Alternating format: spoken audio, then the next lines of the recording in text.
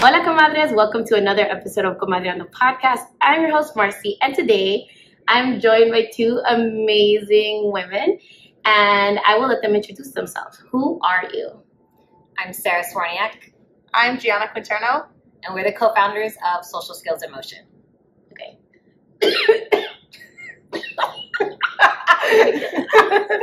10 seconds in, it's the smoke out here. It's getting us. Okay, wait. Tell us more about you. Are you like a mother? Like, what else is there? What else is there about you? We're both clinical social workers. Okay. So a licensed clinical social worker, and we provide counseling services. I feel like I'm doing a terrible job. I don't know. All of a sudden got really formal. No, you're good. Not mothers. Okay. Just here doing the work. Awesome. Okay. So today we are going to be talking about sensory gyms and social skills groups and the benefits that they provide.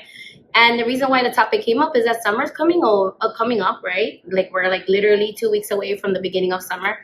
And we need to find activities for our kids to do while they're out of school. So why not interview some people that are in our own community and they're providing services to our children. So it's stressful enough, so might as well have like a bag of tricks of things that you can do besides like summer camp. We can do other things with our children. So you said that you're licensed clinical social workers. We can go like take turns. Like, what made you decide to pursue that career? Can I clarify something? Yeah, go ahead.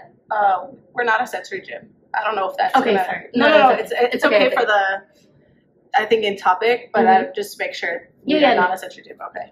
And we were reading it earlier and we're like, oh shit, no, we're not a gym. It's okay. Okay, sorry. All right, well, I'll jump in, though, on kind of what brought us into these career fields.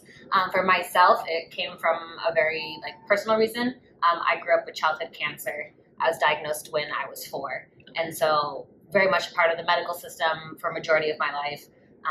Whether it was doctors, nurses, child life specialists, had a lot of programming that, was provided, which was amazing, like the Ronald McDonald Foundation, and got to go to different camps, holiday events, retreats that kind of made me feel seen and not that I was other, especially when I was going through losing my hair and going through the radiation and chemo. And so for myself, becoming a young adult and going into school, it's like, all right, I know that this is where I need to be, is in a helping profession. I felt very much the need to give back and be a positive impact on other people's lives, just as so many wonderful people were a part of mine. And so in college, kind of was trying to figure out what kind of degree and career path I wanted to go in. Felt very lost because everything felt so stationary, like working at a desk. And that's not me. I'm a mover. I'm constantly bopping around. And so someone was like, hey, take a social work class. You might like it. I was like, I don't know what that is. And on the first day, I remember this is it. I can have so many avenues to go down. I was like, this is home. I'm going to do this. And it kind of took off from there. And here I am many years later with, a master's in it and a clinical license in it. And I'm very happy that I went that route. I love that. For myself, it's a bit different. Okay. I grew up with a twin sister.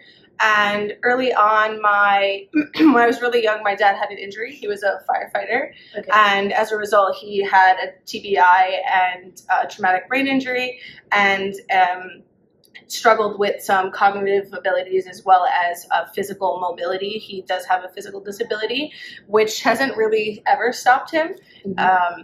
And I think growing up, it sort of just supported my lens and understanding of how to navigate around living disabled and raising children and just being around that environment. And I think my dad was always an athlete, and sports were a part of his life. Sports became a part of my life and my sister's life as well early on. And that was sort of the space in which we had as an outlet. And I think growing up throughout my life, my parents' separation, getting divorced, I just always had this space of I liked to help. My mom used to make this joke that I was called the bulldog. And it stays true to this day, I think. And I just always had this part of my personality where I was like fighting for or advocating for certain things. Mm-hmm. And I would have told you when I was younger, no, I wanted to be a pharmacist. I wanted to be a lawyer. I wanted to be a million other things. Yeah. Never did I think, I didn't even know what social work was. I think like Sarah. And when I was a senior, actually in high school, I had to do a senior project. And I was like, I don't know what I'm going to do. What is a senior project? I had to come up with this like 15-minute presentation, and we had to present it in front of a panel of people in order to graduate. Mm-hmm. And as a dancer at the time and a cheerleader, and I ran track, so again, like I said, sports were part of our lives. I was like, well, what am I going to do? And I found this place called it was called the Andrea Rizzo Foundation and Drea's Dream, and it was a really pivotal moment, even at 18, of like, this is what I want to do. I got to look at dance movement therapy and see how dance and movement impacted other people in not a traditional like dance studio space, but from more of a therapeutic standpoint. And I said to myself, like, oh, I want to do this. Okay. So I went to school. I was like, I'm going to study psychology. I'm going to, be a psychologist. And I had someone wise tell me, Gianna, go into social work. Okay. And I was like, sure, let me see what this is about. And same reaction to Sarah.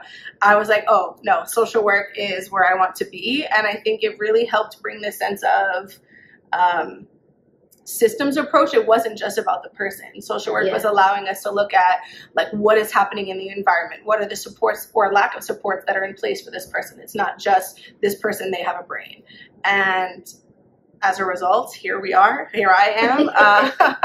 And yeah, it's been a great journey, I think, getting here in reflection to all of those things. And a cool thing is, John and I actually met on the first day of orientation in God. our grad program. I love that. We both went to NYU, and we had lunch because we were in the same little cohort. Mm-hmm. And over lunch, we were kind of talking, and we were like, okay, why'd you pick social work? Because that's a big question, right? Everyone's trying to bond and figure out, like, all right, who am I going to stick with? Yeah. And we both came from a dance background, a sports background. Oh, I love that. Had similar ideas. Like, wouldn't it be cool if we could figure out how to use movement to like connect with people and then use that as a form of therapy?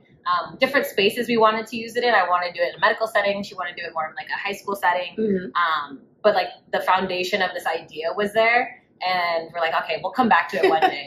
And in I think 2019. That was 2015. Sorry, my eye is like twitching. Okay. I think that was 2015 that we said that. Yeah. And then now it's 2023. And So did you guys decide like shortly after or before the pandemic to like? 2019 is when we passed our clinical exams. Okay. And then at that point, you're allowed to have your own practice. Got it. And I think that's when we sat down. Yeah, we were in different spaces at the time. Mm-hmm. Like after we graduated, we were licensed master social workers, so we were working in spaces supported by other clinicians. Mm-hmm. And it's not until you're independently licensed that you can have your own private practice. Got it. And so we were working in different spaces. I was in school-based setting and community-based orgs doing school counseling services and mentoring. And Sarah was in a hospital. And I think throughout our work together, we always kind of came back to what are we doing in our fields? Yeah. And going back to that conversation, like, hey, you remember when we were having Vietnamese food by Washington Square Park and we were talking about, the importance of movement. Like, what does that mean to us? And we both found our spaces, we both went the direction of early intervention. Yes. And we're providing some supports in the early intervention space. And I think it was there that we started to realize from a play setting what the impact was of movement. And at the time, I was still in, Sarah was still in the hospital, I was still in the school, and I was also coaching high school cheerleading. And that was a real big introduction of, here I am as a non-clinician in a coaching space in movement, but yet all these young people want to come and talk about things that are going on all the time, constant. And when I said, hey, do you guys want to go talk to your school counselor? The answer was like, no, I want to talk to you. Yeah. And it's like, great, I can have this conversation because I'm a counselor, but I'm not your counselor, or there's other people that I can only do so much. Yeah. And so at that point, Sarah and I came back to this conversation in 2019 when we were about the time to get licensed around, like, what are we doing? Yeah. And let's go back to that original thought around, like, how can we bring movement and our counseling together into this space? And then what year was it? I think it's 2019, we did our first incubator. Got it. Then COVID hit, and thankfully things went virtual to the point where now we can be in this accelerator because we were still in our jobs. Yeah. So it was either this moment of we're going to have to quit our job and go into this accelerator program and learn all the business side of everything. But we were able to do both because it went virtual. And then once we did the accelerator, then we're like, all right, let's start testing this idea. And I think the summer that COVID was like lifting-ish, was that 2020? Yeah, I think 2020. We started in the parks, which was hilarious because we would like lug all our equipment through the streets. Probably one of my favorite memories is us with water balloons because it was such a hot day. So we're like, let's do something with water. We got water balloons. We're trying to like push this bucket and it like tipped over into the street. God. Yeah, it was a cooler and we were walking in Inwood, navigating the traffic lights, and I hit a speed bump or a crack in the street, and there it went. And we're chasing in between cars, like trying to grab all my God. And I was like, here we are. Social skills in motion is born. You're like, we're doing it. Yeah, this is it. If this moment tells me anything, we're going for this. So for the people that are not experienced, like, you know, I work in a school setting, so I know what a social worker does, but can we explain what a social worker does? Like, what is your job? Like, as in your career profession? Yeah. Oh. That's a loaded question. Social work has so many different avenues. I think as a whole, its job is to help advocate, help support, to help understand policy that affects, community and individual on an individual level. So I feel like that's its broad umbrella. And then through that, there's so many different avenues, right? I think a lot of us are familiar with child protective services, adult protective services, but social workers are also in schools. They're in community-based organizations. They're in hospitals. They're in settings in private practice. Yeah. So I think when people think about mental health and counseling, I probably, if I go back to my younger years, also wouldn't think about a social worker being a therapist. Yeah. I think we tend to think about, a psychologist or a psychiatrist or who I'm going to see, or a licensed mental health counselor, and a slew of other therapy jargon and licenses that exist, but I wouldn't have thought, social worker, that's a counselor. And so I think that's also a big part of what the field is providing those in-person micro level interventions and being a counselor and in a support as a mental health clinician. And I think that's a lens that I think is now more accepted, but maybe wasn't back then. At least, again, I don't know my own history. I'm trying to remember. It really has changed, like the lens of how people view mental health, one, and also supporting people that have mental health needs has completely changed from like the 80s to now. Like I want to say, like when I was a kid, I didn't know what a social worker was, Right. It wasn't until I was working directly in a community organization. I worked for the Children's Aid Society, and they put me in the position of a family worker. I had no training, and I was like 20 years old. I provided as much support as I could for those families, but I can't help but feel that I was failing them in a way, because I feel like I wasn't mentally prepared to be able to hold space for them in that way. I feel like now as an adult, and then, I have been to therapy myself, and then I'm certified Kundalini yoga teacher. Now I know how to hold space for those families, but I was running into the, the borderline of burning out, because it was too much. Yeah. I had a caseload of 25 families, and I'm 20 years old, and I didn't really know what I was doing. That world's hard. I think the field of social work and anything that's related in terms of counseling or as a support, it's a hard field. Burnout is very much real, and I think there's a really fine line to figure out, okay, what do I need to do for myself? Because if I can't show up for myself, I can't show up for anybody else. Yeah. And I think that's probably one of the hardest lessons to learn. And I burned out within year 2. I was my mental health was declining. I feel my physical health was declining. I was this is hard. It was a kind of a scary reality though. I was I'm only 20, I think 23 at the time. I was I can't burn out already. I would say, I think the same for me. I don't know if I was at what age? Early 20s for sure, that I started, because like, okay, I'm done with school, I'm in my profession, I'm working, I'm doing what I'm supposed to do, and not realizing like what you're taking on besides the fact that you have a huge caseload. You don't realize the trauma that's coming in, what you're hearing from people. You're doing work with other people, regardless of where you're at in micro, macro practice. You're doing this work with systems, with people, and you don't realize like what you're taking on in your body is sort of absorbing and holding onto. Secondary traumas. Yeah. And just holding on to all of that. And then, yeah, really experiencing that sort of lens of burnout is so real, to be honest. Oh, man. Okay, so let's... like, that's a separate show. So let's explain to the comadres, what is Social Skills in Motion?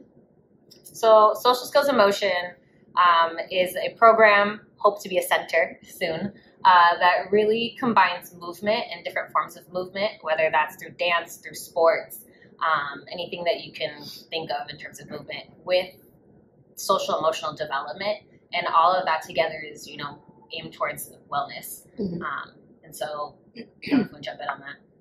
Yeah, I think, you know, we're in this space. We call ourselves Social Skills in Motion. I think we're taking a pivot to recognize our entire entity as like project in motion, like, and to both have the programming and the physical space and supporting aspects of that, both from like a nonprofit lens, just to think about like what all this that we're doing is to be in motion and support young people in having this space of wellness.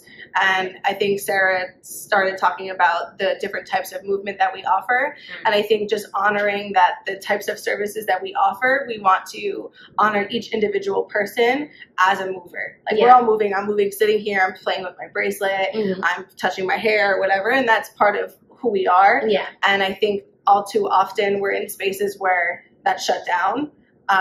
And so even in our support services, being able to say like, that's accepted here. If you need to rock on your chair, you want to pace, you want to spin in a circle, that we want to support that. And you can show up however you need to be to get the services that we offer, whether it's counseling or participating in like a community class, that all of this movement is sort of what we're getting at. Like we all have the capacity to be movers and dancers and athletes, and being able to hold space for that. And I think the point of when we started it is, and Gianna had referenced the story about like her cheer team, right? And they would rather come and speak to Gianna rather than maybe going to the counseling center. So being able to have here where there's people that are trained, whether trained social workers or other mental health professionals that are engaging in the movement activity.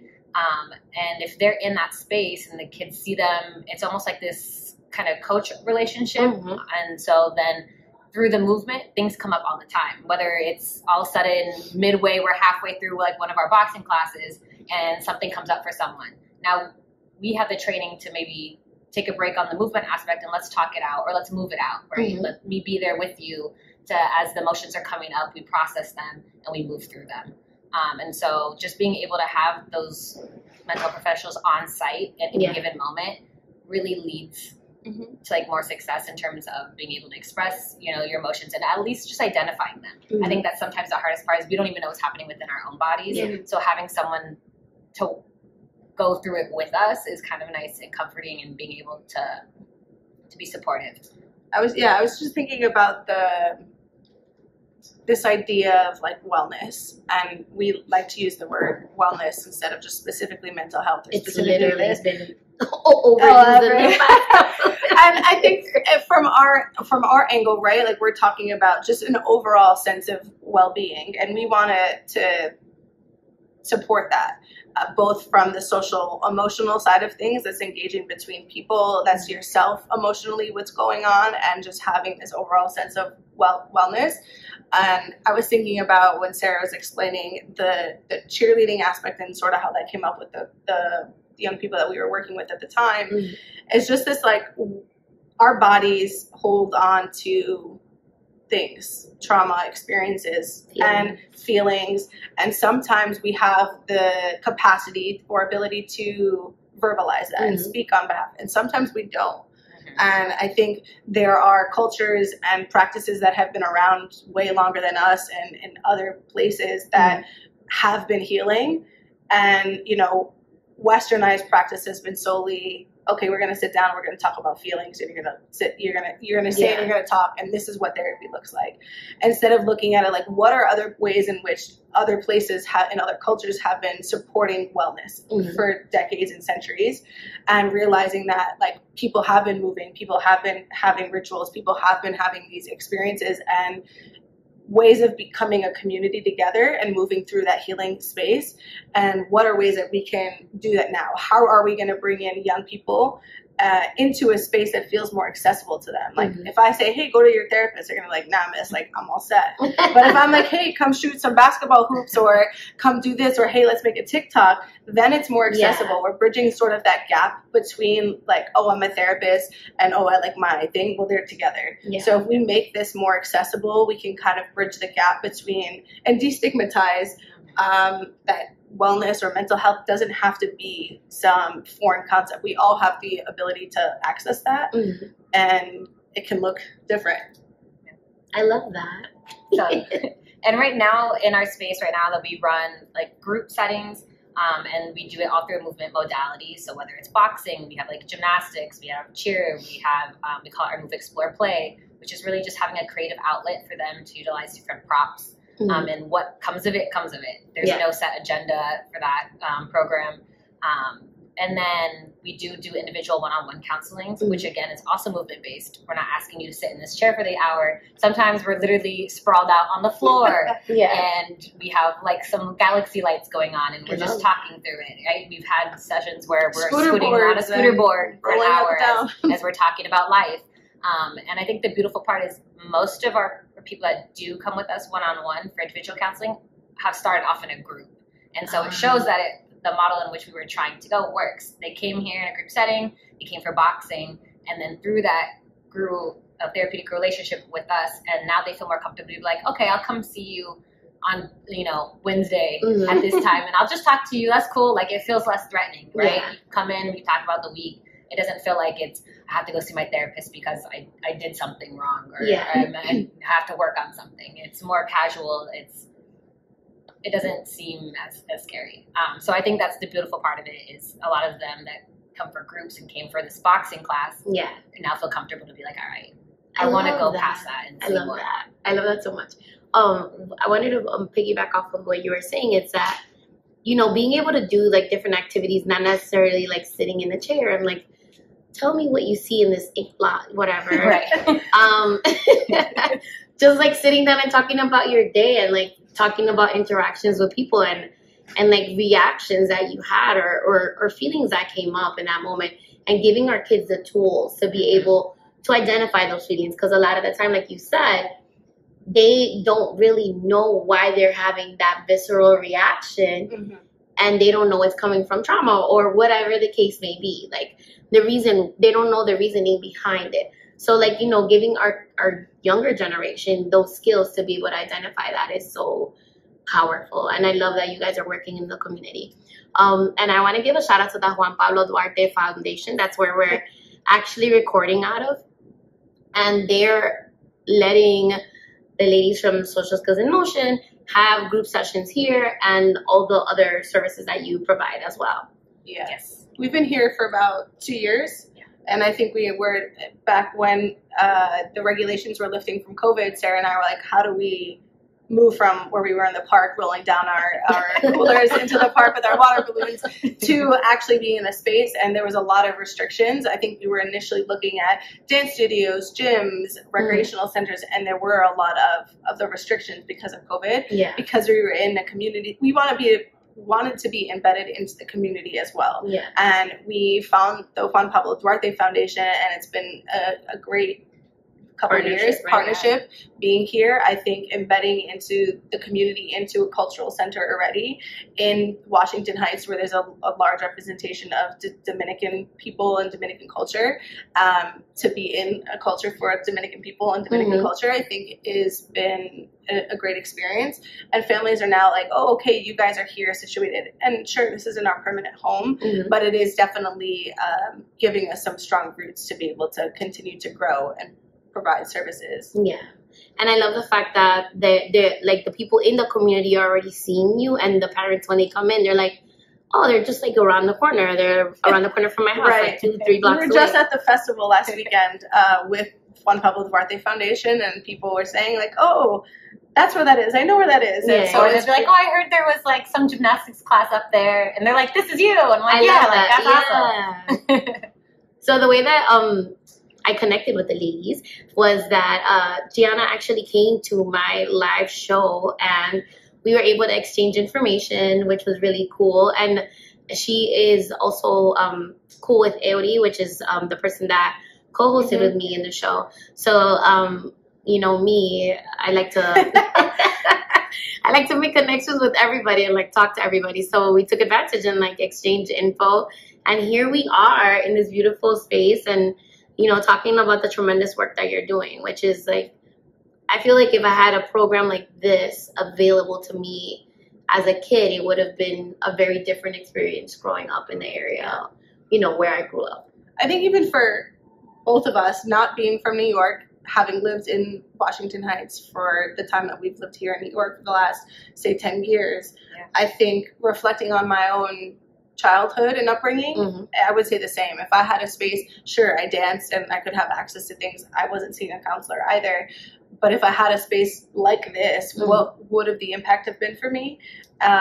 You know, I can say that later in life and I can access certain things now, but being able to think about that is important. It definitely would have changed a little bit of my background. And there's something that you had mentioned. I can't remember the exact wording now, but it was in my head. I was like, oh, I have to go back to this point. Sometimes, you know, as youth, when you're struggling through mental health or you're having depression or you have a lot of anxiety, I think sometimes just having a place to go is incredibly beneficial. I know for myself, when I was, you know, feeling like I was burned out, I just had like a lot of anxiety in my chest and I didn't know what to do with it. And if I didn't do anything, I was just sleeping a lot and just not going outside. And so I had to like find a gym space and then I started boxing again. And then that really helped. So I think if just having a space for kids to go to, whether they need to get out of the house or after school, they just need a place that they feel safe. I would hope that that's what we are, and that when we get our own center, that's a place that kids can come to and just be like, I feel safe here, and I know that this is a place that in time of a crisis or in time of just these unwanted feelings, like I can go here. Yeah. So.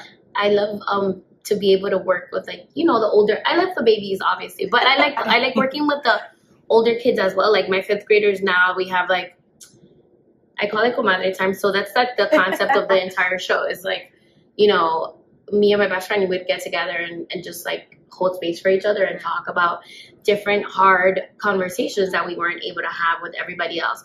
So the purpose of the show is to provide that kind of space for everyone. So with my students, we have Comadre time now at school.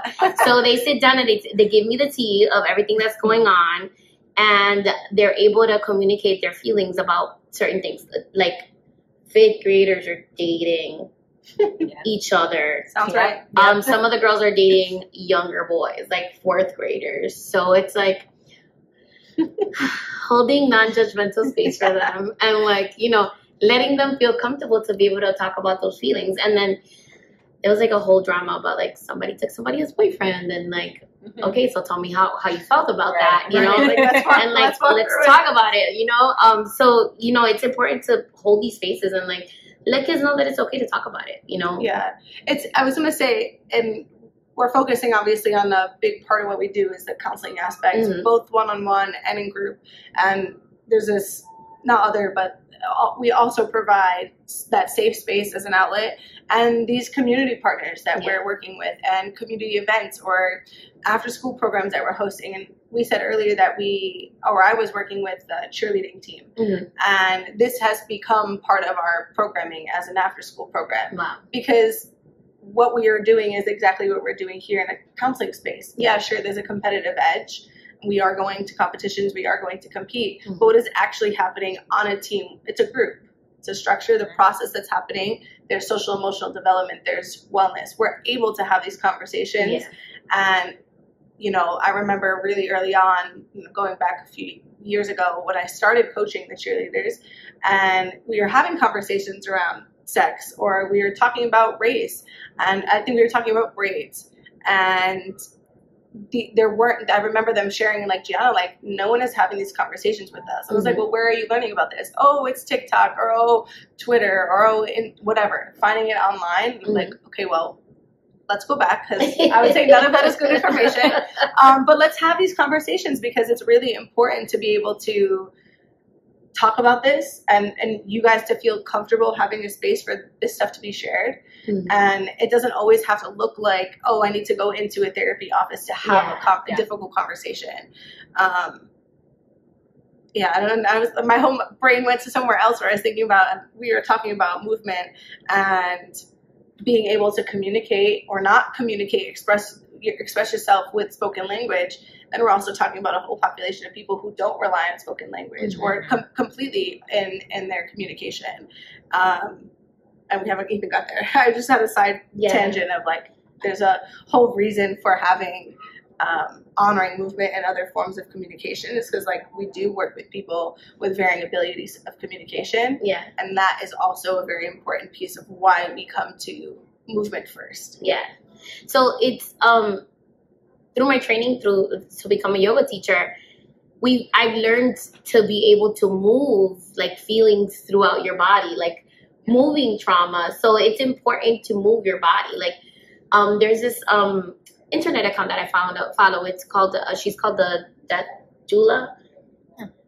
So basically, she's a doula, and she deals with the part of doula work where people are experiencing loss.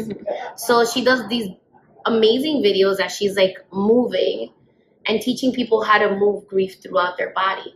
So it, I feel like this is all, like, kind of related in a way, because, through movement you can, like, process so much, and it's so important to teach people to do that. Even like you said, if people don't have the ability to verbalize that, or they don't have the expressive language yet, they can find ways to move through those feelings. Right. And it's kind of funny, because sometimes when we tell people, like, oh, we use boxing as one of our modalities and our forms to move, we get a lot of, like, like, you're teaching kids to, like, fight, they're already fighting, why are you teaching them more?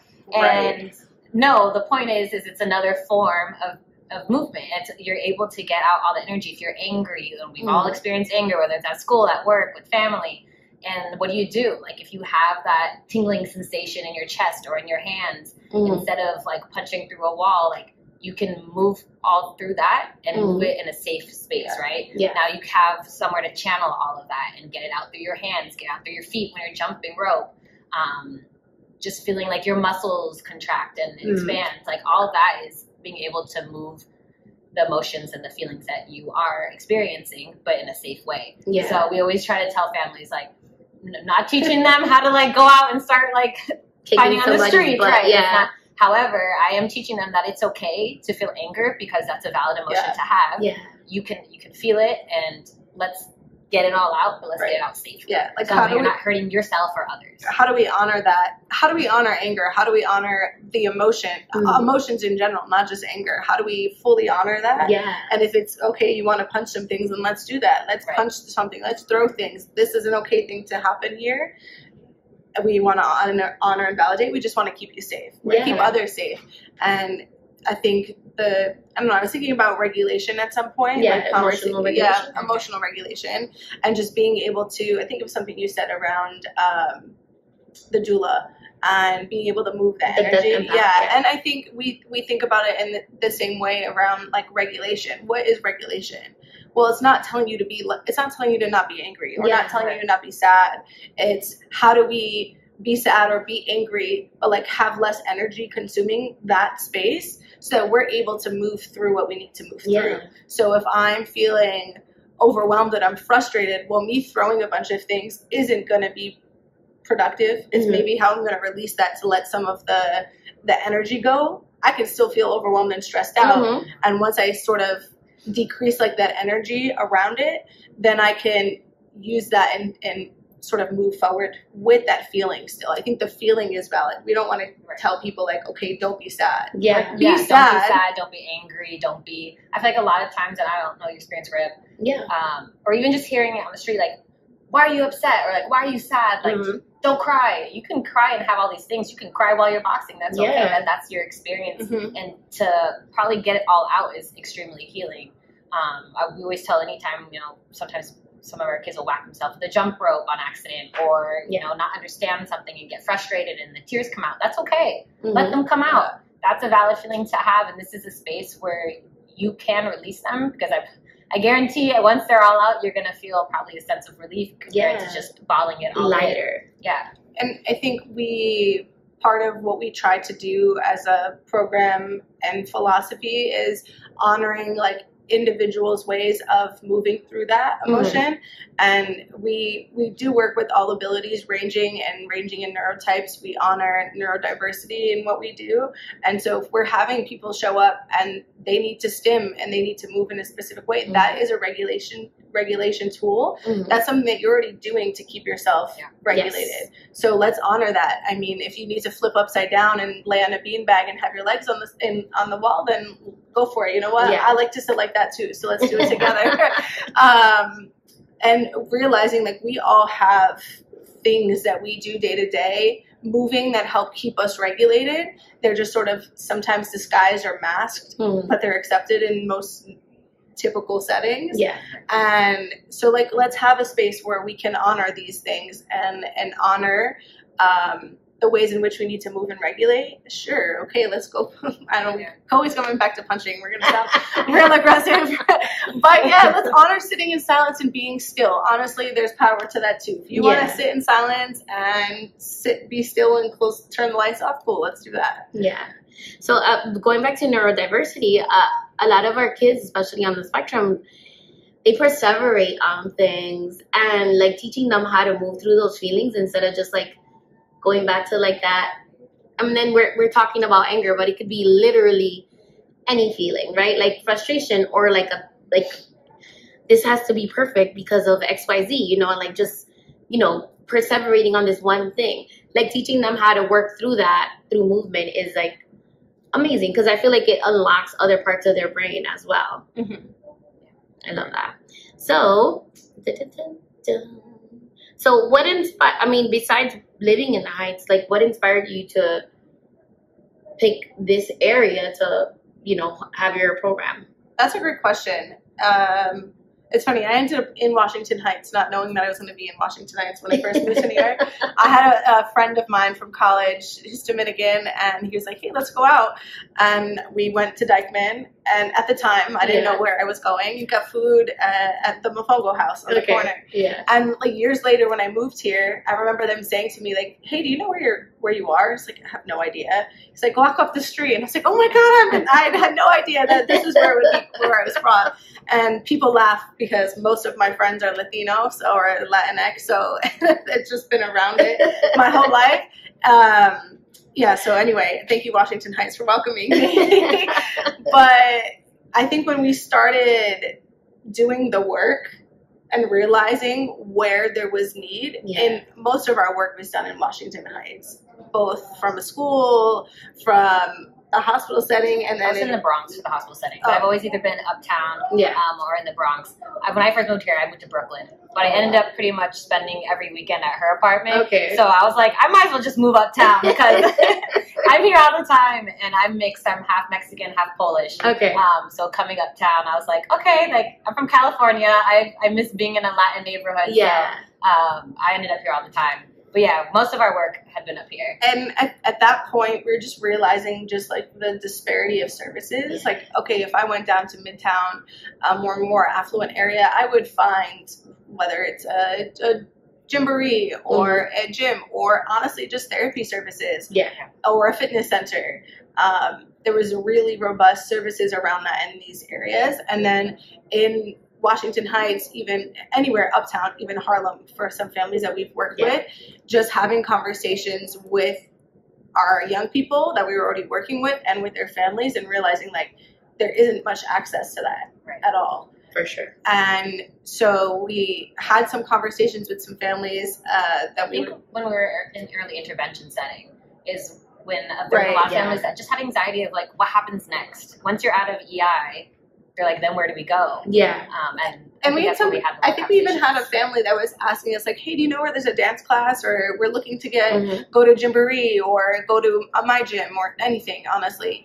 And they would have the experience of like trying them out and not being successful, or, hey, can you come with me during our early intervention session, or, and check this out. And then realizing like, oh, there's no one who can support my young person. Yeah. And so the parents used to joke and just like, we need something, like we need a space. And Sarah and I open up something. At the time we were plotting, and at this time was still the conversation of like, what are we doing with our careers? Like, are we happy where we are? And in the back of our head, we were talking about like, we want to have a program someday. And then we're hearing from parents one thing, and Sarah and I are having another conversation, and lo and behold. The parents are so good, especially in the Heights. They're all like so good about being like, so maybe you should open up a place. Wink, wink. You have a lot of clients coming. We'll be there. We'll be there, and we'll recruit other families too. I love. They're not wrong. Yeah, I know. The word of mouth's amazing. Yeah, so good. And then through the show, like I connect with so many people. But like the way that the community works is like, hey, I really love this service, and this person is amazing, and they've been working with my child XYZ time or whatever, or this school is great, and just sharing resources among each other. It's like there's no gatekeeping. There's literally no gatekeeping. So, you're going to have more clients for sure through the show. But,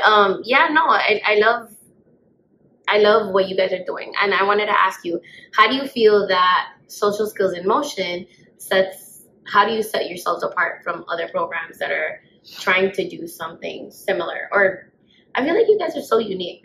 Yeah, I think when we were looking at one location and what we wanted to do, we couldn't really find many things out there that combined therapy and movement, right? It was one or the other. You're a therapy service, or you're, more of like a PT, OT, or just like a dance class or yoga class.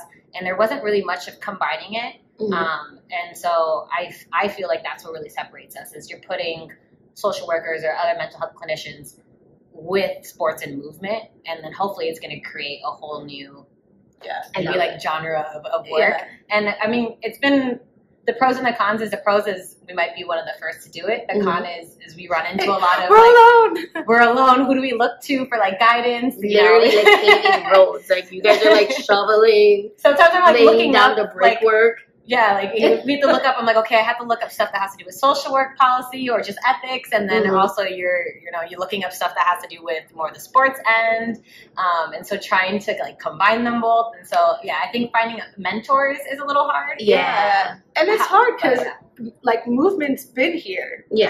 It's all been around. People have been healing and doing therapy and in Western practices and other places that. For a while. So it's like, why aren't there more intentional spaces that this can happen? And I said this earlier, or talked about the foundation when I was younger in high school for dance movement therapy. And so besides being a clinician, I've been in training for dance movement therapy for like the last 3 years. I'm struggling, taking my time, getting there, to just have another certification, to be able to have that as another lens in which we do our work. And I think that's a part of what makes our space unique, is that we are intentional about combining movement with clinicians, whether it's a social worker, a licensed mental health counselor, or a psychologist, or an OT, or a special educator, or a dance movement therapist, and being able to bring people together to work as a team to support people, and that's important. And then honoring the space in what we're doing. So we want to honor neurodiversity in the spaces that we're in. We want to allow people to be authentically like who they are, and sort of like decolonize like traditionally what we think work looks like is important. So I don't know. I'm always surprised that like there's nothing like what we're doing. I don't know. I think it's interesting too. And so we do, after like school programs, we support some of the schools in the area. And so what we try to do is combine like someone who specializes in like boxing, or maybe that's their go-to thing, their niche, or whether it's gymnastics. And so like they can kind of come up with the strategies of, okay, let's teach you know, the basic punches and whatnot. And then we're coming in, seeing who the group, what the group makeup is. Yeah. And then we can put our input of like, hey, I noticed, you know, we're really, you know, struggling with the body boundaries and the impulse control. So like, let's create some games utilizing your knowledge of like the basic punches and my knowledge on maybe different strategies about impulse control and understanding body boundaries, and then putting those together. Wow. I think that's what makes it really unique. And it's been kind of the standout point. Yeah. Yeah, I'd agree. So I wanted to ask you, let's like go back. You've been doing this a while. So what have been some of the most memorable moments since you opened the program? Oh, I have a great one. Besides the water balloon situation, one moment that stands out, and this is early on for us, is just speaking to, Sarah mentioned earlier, sort of like that relationship that you build. And that's important in itself. You don't have to be a therapist, but just having that positive relationship is important. And we had a family that was with us, and we were new, and we both got COVID at the same time. No, sorry, wrong situation. Our young person got COVID. Okay. We did have COVID, but this is related to them. The young person got COVID. They could not come to group, and they were upset that they were missing group. So we ended up getting a video from the family of this young person sharing to us about how sad they were that they were missing groups, and then just wishing us all these well wishes about they wanted nothing but good things for our program. They can't wait. Like, they know one day like we'll be big and successful because like we're doing something that no one has done, and I was just doing something so great. Yeah. And to clarify, like this, we were in groups, and most of our groups like pool noodles. We happen to take out pool noodles no matter where we are. I don't know why, but they like them. Yeah. And we we need to trademark, I think, what's pool noodle wars as an activity. Just like a game of tag, but now we're using pool noodles, and they're now swords fighting and whatnot. And in this video, you could see how much they loved just coming and how this was a great space. And they were talking about all these things. Not once did they mention boxing, but they always talked about the pool wars. Yes. And just so happy to be there and just grateful. And I think that moment for me will stand out. Because it was so unwarranted. It wasn't solicited at all. It was just that's the video you watch when you have a bad day. And you're like, I just need to be uplifted. Yeah. You have another one? I think our first moving groove we did over the summer, last summer. And it was just a free community event. We were here, and we were just like, we're going to give 2 hours of all of our programs. We broke it down by age, had a great turnout of like volunteers coming in, helping us out, and just seeing the community's response. And I remember like we filled the room. I was like, okay, next time we need a bigger place. Yeah. But just seeing how appreciative and like hungry the community was to be like, you guys are here. You know, we're here, and let's, And I was worried. I remember I had a lot of like anxiety the day before. I was like, what if no one shows up? Like, you know, I'm always the one that's like, what happens if? And she's like, it's not going to happen that way. They're going to show up. And just seeing X amount of people fill this room, I was like, okay. That's a space too where we think about our program as a whole, or talking big picture. We're a center. Sarah said that earlier, but we'll see. No, it'll happen. But this was a space where we were bringing in young people from different sectors. So we had some of our cheerleaders coming that was from the after school program come and support and like volunteer. And this is a time where we're talking about authenticity, we're talking about neurodiversity, where that's welcomed. And now we're creating this moment of like building understanding. This might be the first time you're meeting someone who is autistic or has a physical disability. And now you're able to like, how can we work in this space? How can I be more accepting and compassionate? And that came just from like a community event. So our young people were coming in volunteering. We had a lot of movers in the space just engaging in the community. And those moments stand out. It was bringing me to even like a recent conversation with a young person. Sarah and I are an organization that's a part of the Uptown Youth Collective. And it's a new collective of organizations doing youth work in this community to try to build like a network and streamline services and just really look at like what is the community's needs. And I was talking to a young person there, and they came up to me and was just sort of, there was nothing about us other than what I shared, and just was like appreciative of what we do and me being there, and just saying like, I wish I had a therapist like you, or something like that. And that stood out because it goes back to that point of what we were saying before, is like, what would happen if there were more spaces like this for you, for me, for you when we were younger. And this is a young person who's like acknowledging like this might be a support to them. So small things like that. Yeah, I'm actually going to be interviewing some of them for the show as well. Collective. Yeah, that's because they were the ones that organized that the rally after the situation with the young man on the A train. Yes, and I think talking about the situation from the A train, we just mentioned, you know, compassion and authenticity and just like kindness. I think Sarah and I are really big on making sure that our spaces are trying to build that, so that we can, when we look at like anti-violence approaches, this is a way to do that, is creating more intentional spaces for young people to gather, a safe place for you to be themselves, but also a place of understanding. Like, I can learn about your differences, you can learn about mine. Yeah, right. And the double empathy problem. And I think that's something that we always try to intentionally like address. Mm-hmm. And so all our groups, like everyone's welcome, and we say that all the time. And the point of doing that is we want everyone to understand we all have different forms of communication. We all have different forms of regulation, and we all might have different perspectives on things. And so having that space where those conversations are had, hopefully will, you know, go outside of this, and then the community can just have more understanding and compassion towards each other. And, you know, hopefully if we start this at a young age, that this generation as they grow will just have more. It's taking away the responsibility of just the person with disability and the person who's neurodivergent to educate themselves and have to exist in like this neurotypical society, is now creating shared responsibility. Yeah, we are putting a lot of pressure on people to have to survive and have to mask and be successful here, instead of like, how can we adapt the environment, the other people around, to be more accepting and helping them be successful in this specific settings. And so I think really creating that shared responsibility is important. I don't know how we got here. And it's important. Like, we're like slowly dismantling ableist society, right?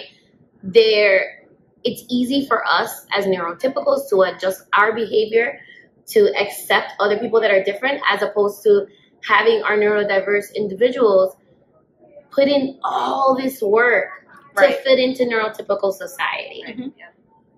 So, we're doing really well on this conversation. How have you seen the children grow? I think in confidence and being able to just express uncomfortable feelings. I think that's always hard for all of us to do. Mm-hmm. And so, and I put that in the same sentence as confidence, because, you know, we might be doing an activity and just being able to say like, hey, I'm scared, like this cartwheel or this, you know, boxing activity makes me nervous and I don't know if I'm good enough to do it. Just to be able to vocalize that, one, takes confidence to self-advocate. Yeah. And then to be able to work through it, and then they try the activity, to me is all I can ask for, right? Yeah. We're not asking for perfection. We're just asking that, you know, and then, you know, even try it. As long as like you're open, you're vulnerable. They're saying like, I need help in this moment. Mm-hmm. That's so hard to ask for sometimes. It's just to say like, I'm uncomfortable and I need help. Yeah. Even if we don't get to trying it, you told me that, and that's a success in itself. Yeah. And so just to see the confidence has been built in some of, you know, of the young people we've worked with, whether that's just being able to say, hey, I can't do this right now. Or, hey, I don't trust you. Yeah, or say like you're going to drop me, aren't you? Like, just be able to say that. For me, dog. Right, absolutely not today. Yeah, and for some of them who for a year tried to work on jump roping, and, you know, that there might be having negative self-talk at times, and we try to just get that first jump. Oh my God, yeah. And the confidence that comes with that, and they're like, I did it! I'm just like, oh man, like those are those moments for me. Yeah. And for me, I think reflecting on some of our young people who've been with us for like a year, 2 years, and looking at like, where do we start from point A to point B?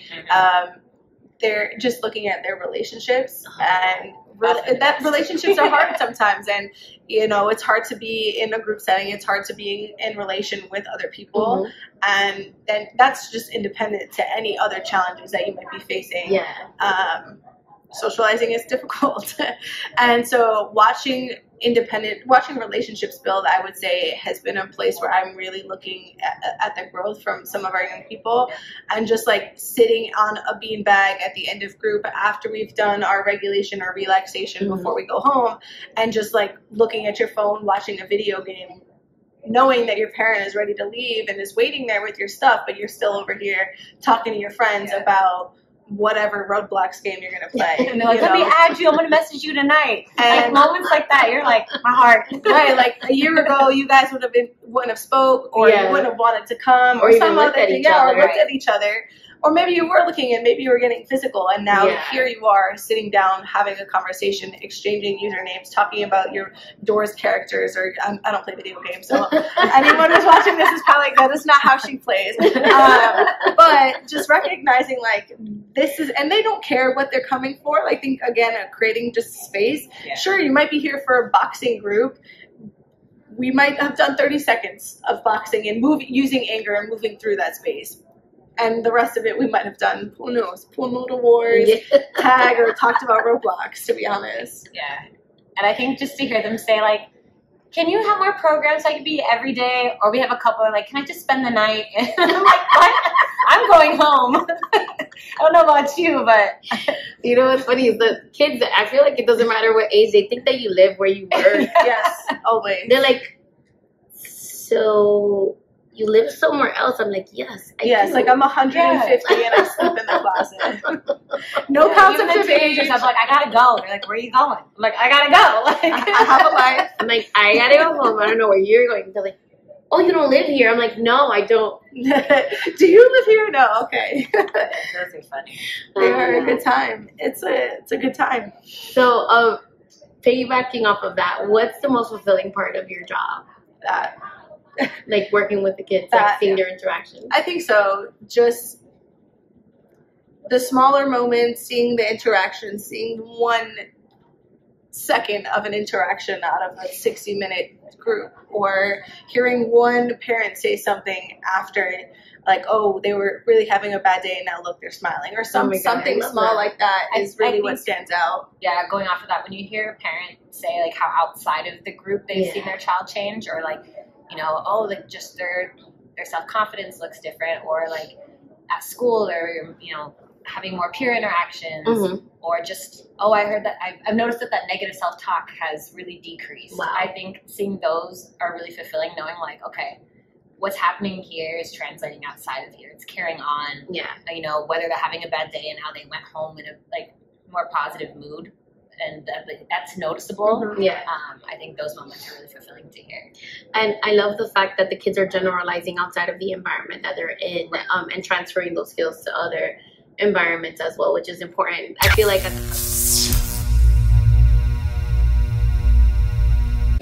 as a special education teacher, that's all you want for your students. You don't want it just to live in the classroom. You want them to be able to use those skills that they're learning outside of the classroom to be successful. And that's part of part of the reasons that we were looking at creating intentional spaces with movement outside of like a traditional typical setting was for that reason exactly. Is like, well, where are we having barriers? Okay, if we're having barriers during recess or at free time or unstructured time, but then when we're in a structured group and we're talking with a counselor, well, why can we have this interaction but not here? Okay, so when we make a more generalizable situation, this is more real life in the moment.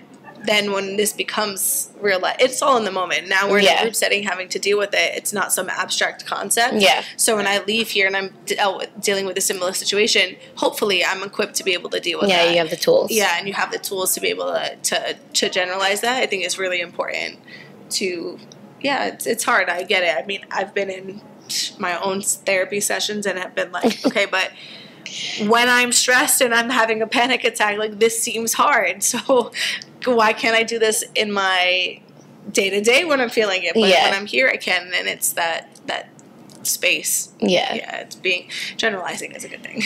So how do you, when you are picking the community partners and the people that are working with you, is there anything that you look for in particular to choose those people? Are you talking about more like employees or like employees or people that work with you? Okay. Yeah, I think our biggest thing that we look for is a willingness to try new things. Yeah. We don't ever expect a social worker to also have been training in boxing for 10 years, also do dance. It is nice, however. When those moments happen, you're like, oh, it's the best of two worlds. Or, have a background in gymnastics plus basketball plus this. Yeah. But the willingness to try something new and to just move and be silly, I think is the biggest part that we look for. Like, hey, are you willing to act like a lion with the 2-year-olds and crawl across the floor? Like, because that's what they're going to be wanting to do, right? And really, like, exploring that imaginary play with them. And so, willingness to try new things and movement is a really big part. Along with just, like, acceptance of different communication styles, different abilities. I think that's a big one for us. Yeah, I'd say Sarah's mentioning the movement piece is having a relationship with movement. Is important. Whether you're willing to explore what that means or you already have an existing. When we're all movers, and again, I'm a big mover and I'm sort of moving around all the time, but someone else might not be. And I think just knowing, being able to sit with what your relationship with movement is helpful. Outside of our staffing, I think when we're talking about like partners and community organizations, I think people or programs that are interested in the work that we do and having a non-traditional, I would say, approach to social emotional development and wellness is important. And I think being able to like have fun is not. I think piggybacking. Oh, okay. What you just said is a non-traditional, like our groups don't look, I think, the most traditional. Like if you were to just walk in one of our groups, like, what is happening? Like, this is pure chaos. Kids are like talking over each other, over the instructor, right? Like sometimes people are like, when the instructor talks, no one else talks, and you're sitting right there, and that's not how we work. Like it's just also not how I listen or interact. We don't expect anyone to sit on a dot, right? Like we have, if you need to pace while you're doing something, it's okay. So I think to someone else, it might just look like pure chaos. But hey, if you guys are willing to just ride that out with us, you're going to see the result at the end. Just knowing that what we're doing is something I think we try to tell our interns and our support staff and other staff members that are coming, just like be open-minded, be willing to be challenged in the work that you do. We as professionals challenge each other, challenge ourselves as clinicians too. I mean, right before we were doing starting our private practice, we were sort of like diving really deeply into the sort of like decolonizing, like more neurodiverse affirming approaches and practices, because a lot of the traditional behavioral work that had been preached or done before was like not supportive and is harmful. So it was like, let's relearn. We're relearning. And so when we have staff that are coming in, whether you have experience or you don't, is being willing to allow us to support and also just be willing to do your own learning and then share it with us. Like, we want to be taught too. Maybe you're coming in with something. So really just like transparency, being willing to be open-minded, means more than anything, I think, in the work that we do. Yeah, I love the word decolonizing because I feel like the approaches that we've been taught, like the school systems, have been around since the 1800s. That is no longer serving our kids. And, decolonizing and deconstructing what we think it looks like to learn is so important. And then, like I said before, like breaking down that ableist mentality of what it looks like for a child to be successful that's neurodiverse. Yeah, it's we didn't talk about this earlier, but it's bringing up for us, like what SEL means, or social emotional learning, and like a big one is just the ability of consent. And recognizing someone's ability to self-advocate. A no is a no. Yes. Right? Like, I don't care. It's a complete sentence. And if a person has a physical disability and needs support, or you're a baby and you're not communicating verbally with me, there's still ways that I'm interpreting a no, and I need to own that. I'm not going to just like pick up and move you. So I'm sort of getting tangential. All of our groups, and when we onboard, that's something we definitely talk about is before you even fix someone's positioning, right? If you're fixing your positioning in boxing, I'm going to ask, may I move your arm? Or I'm going to touch you, and I'm going to move your arm. Is that okay? If they say no, then you need to leave it and respect that the answer is no. Yeah. If that, I feel like in other settings, it'd be like, well, they have to learn it properly, right? Like, it has to be done, and I'm going to move them. No, that's, again, we don't come from perfection. Yeah. If they don't want their body to be touched and moved, then where they are, they're going to be able to do it in the way that they can. And it teaches us to become better teachers because you're able to verbally cue better. Right. Especially like the type of yoga that I teach is we don't touch anybody. We don't readjust anyone. Right. So I have to be able to really like be able to verbalize how I need your body to move, or, and I'll cue you as many times as I need to. But if I see that you're not responding to the cue, just like respecting your boundary and just letting you rock, And I think even thinking like, okay, is it a visual that we can use? Do we need to mirror it alongside of you to help demonstrate, right? Yeah. Like, what are other ways that we can scaffold it so that we are respecting that? Yeah. And just honestly accepting the fact that, cool, it's not where you need to be right now.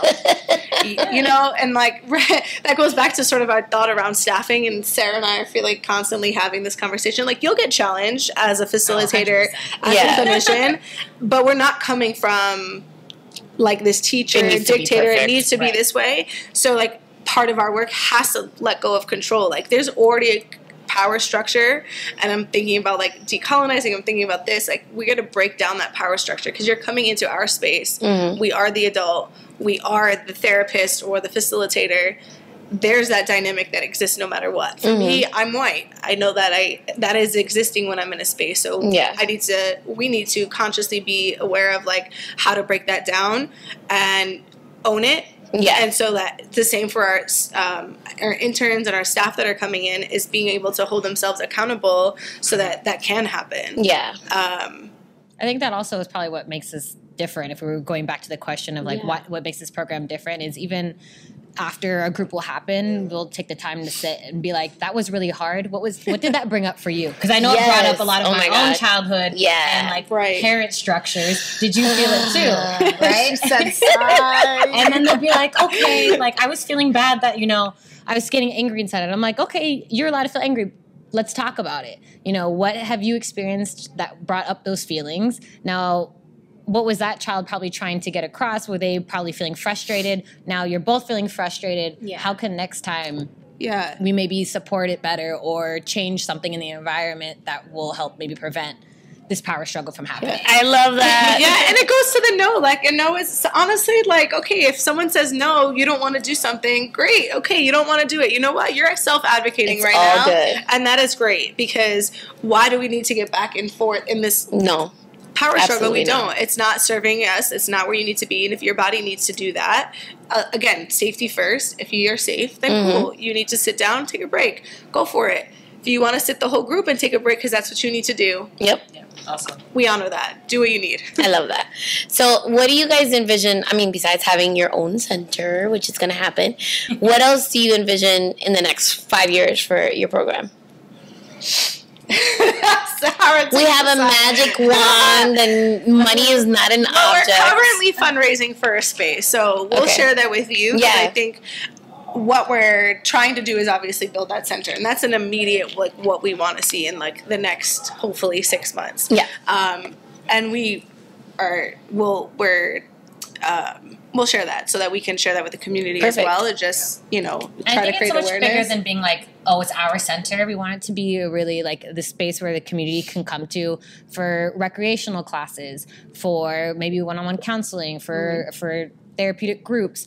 We want other spaces to be able to also, like other CBOs, to be able to use the space, right? Whether it's a local like dance studio or another like local yoga place, and kind of create this hub that the community can come to and feel like they're accessing a lot of different things for not only their young person but for the adults. Yeah, I was going to say that too, right? Like adult side, right? Start having more, whether it's right, like a barrier. Like as a mom, you can't bring your son somewhere if you have to cook dinner, or you need to go to your classes, you want to work out because your health is important.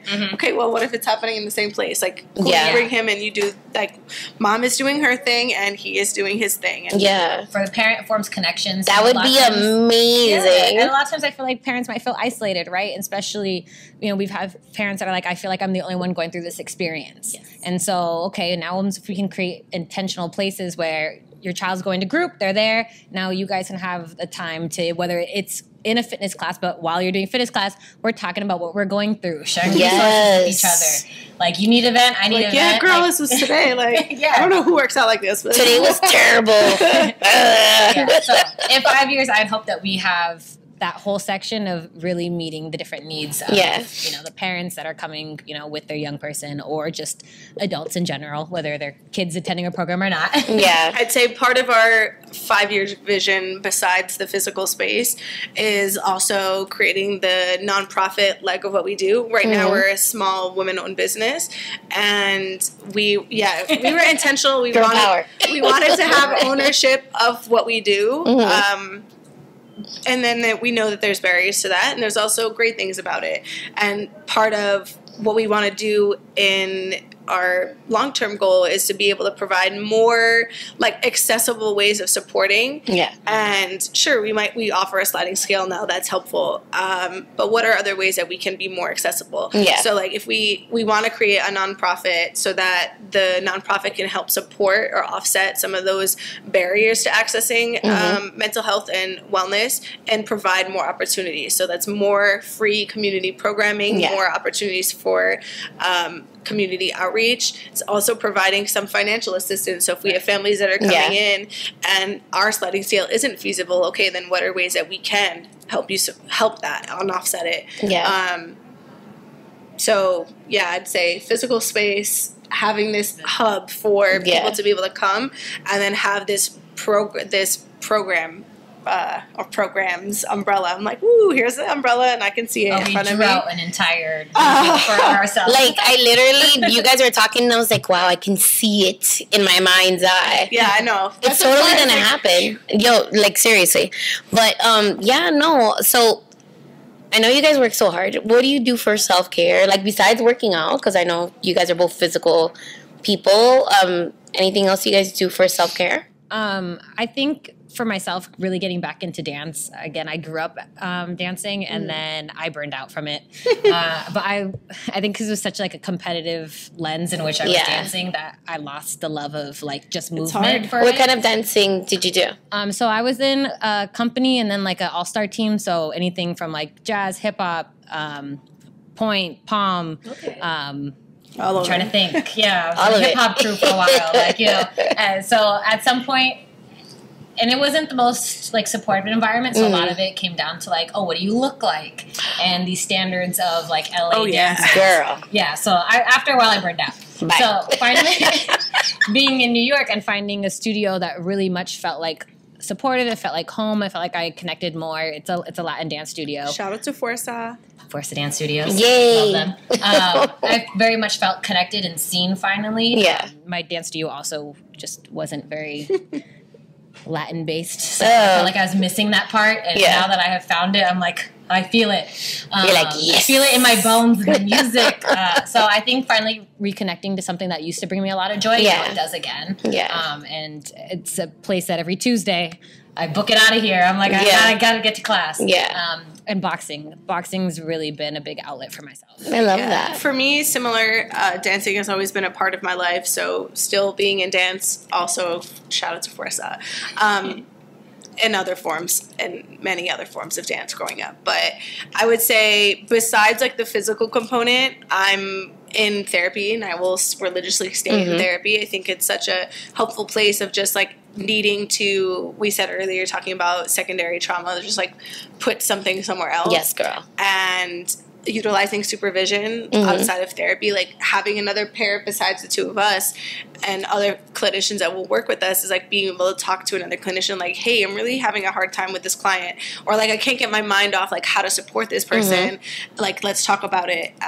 That's been helpful for me. I think I'm also all types of healer, Reiki, yoga, you name it type of person. Yay. So sign me up. And I like really being outside, more Yeah. time that I can be just like In nature. in nature.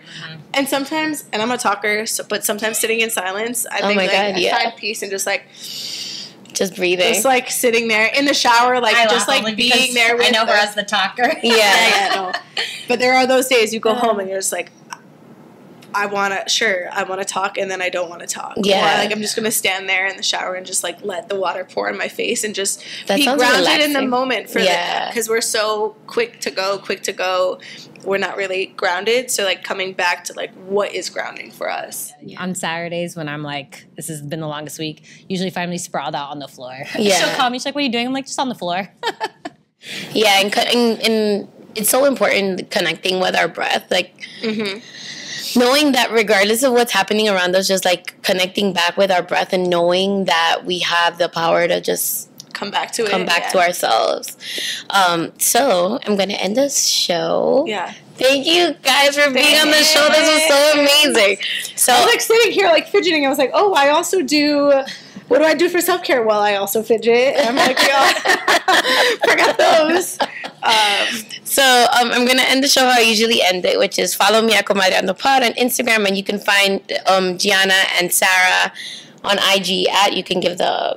We're at Social Skills in Motion, but that will probably change handles to Project in Motion. Yeah, I'm we can asking that like as a somehow link question. it in this video. We'll we link will. it so that Oh, no, yeah, definitely. Whenever it updates, the link will stay. I think the link stays the same. But whatever, we'll update it. The episode will air next week. By the way, guys, we are recording when we're having the forest fires in Canada, and it's bananas today. Yeah, people are like sending us as we're recording, people are texting me from the Department of Education like, tomorrow's going to be fully remote because of the... Really? Yeah. The kids weren't coming in anyway, but it's like the teachers don't have to come into the building anymore. Fun times. Yeah. Thanks, COVID, for helping us all adapt to a virtual life sometimes. Listen, there's perks sometimes. All right, and if you have any questions, please feel free to slide up into my DMs. Send me an email at marcy@comadreandopod.com. And remember to visit our website, www.comadreandopod.com, to read our latest blog posts, find out about future events, and get your official Comadre merch. Thank you for spending time with your comadres. You girls are officially comadres of the show. Yay! Thanks for having us, Thank you Marcy. so much. You're welcome. Bye, everyone.